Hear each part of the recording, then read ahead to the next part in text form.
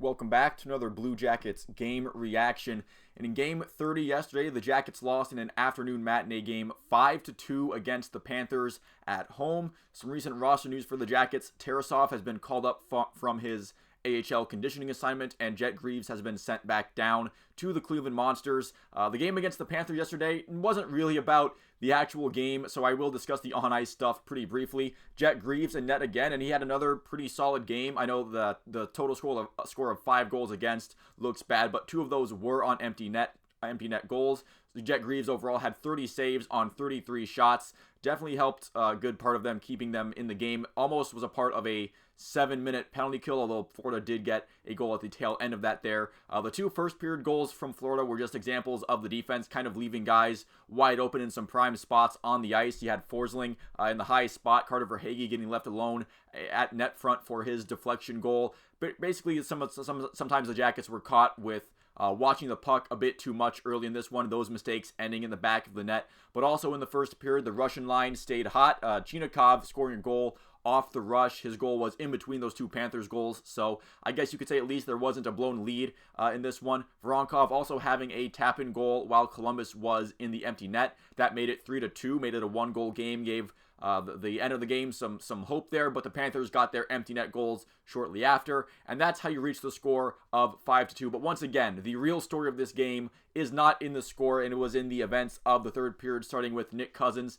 committing a pretty egregious boarding on Erik Gudbranson. Initially, it was called a major penalty. They review it, and somehow they shorten it to a minor. Well, I say somehow as if you know, these officials making these calls to shorten penalties is somehow like a surprise or anything.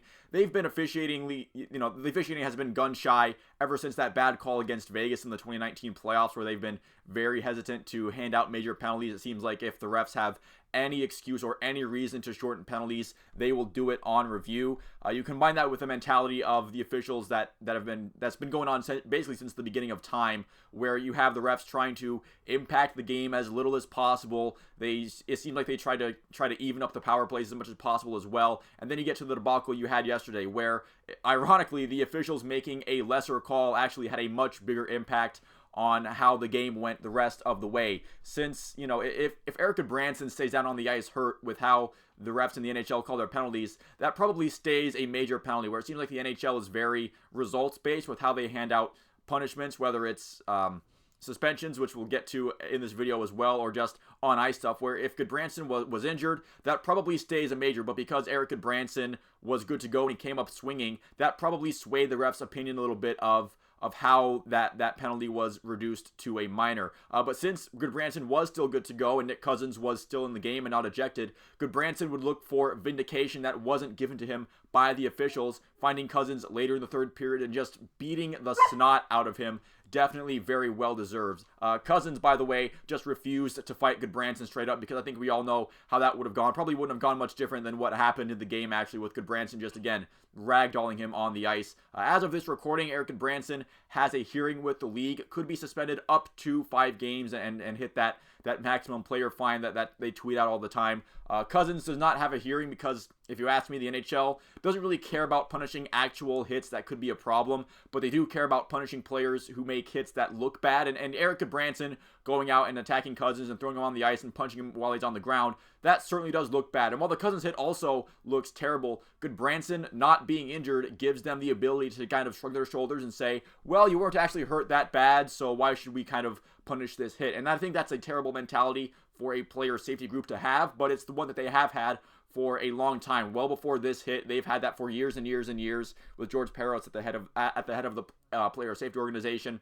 Definitely hasn't been the most effective. I'm not sure what the penalty will be for Erik Gudbranson. Again, that hasn't dropped as of recording. I'll probably put that down in the comment section when that information is released. But honestly, I don't care about this one. Good for Erik Gudbranson for sticking up for himself. I don't care that it put the Jackets on a 7-minute penalty kill, because, again, I think these players, if the refs aren't going to stick up for the players are going to have to stick up for themselves, and Erik Gudbranson did exactly that. I hope that kind of mentality permeates within this Jackets roster for this season and throughout however long they're going to suck. If they're going to be bad, at least I hope they're going to be tough and stand up for themselves when they need to be. I'm sure it'll be a physical game when these teams play each other again in April. That is a long way away, but I think these guys will have long memories as far as that one goes. At least I hope they do. I hope it's going to be another spirited contest against Florida on April 11th. The Jackets, they next play December 14th in Toronto against the Maple Leafs. We'll see how that one goes. We'll see if Erik Gudbranson will be available for that game or if he'll be sitting at home due to suspension. But